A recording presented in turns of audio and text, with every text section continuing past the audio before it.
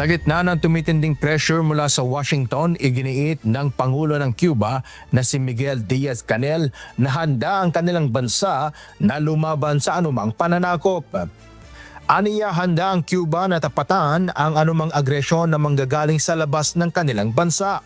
Nahaharap ngayon ang Cuba sa krisis kasunod ng mahigpit na hagbang ng Estados Unidos laban dito gaya ng oil blockade na nakaapekto sa supply ng enerhiya ng isla.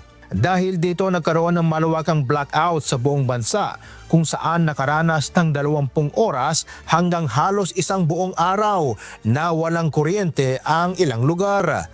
Kamakailan ay nagbanta si Trump na kukunin ang Cuba at sinabi pang isa itong mahinang bansa kaya maaari niyang gawin ang gusto niya dito.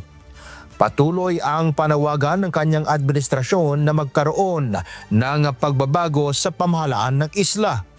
Iginit naman United States Secretary of State Marco Rubio na hindi sapat ang mga reformang inilatag ng Cuba kabilang ang pagbubukas sa pamumuhunan ng mga exile upang maituring na tunay na pagbabago tungo sa malayang ekonomiya.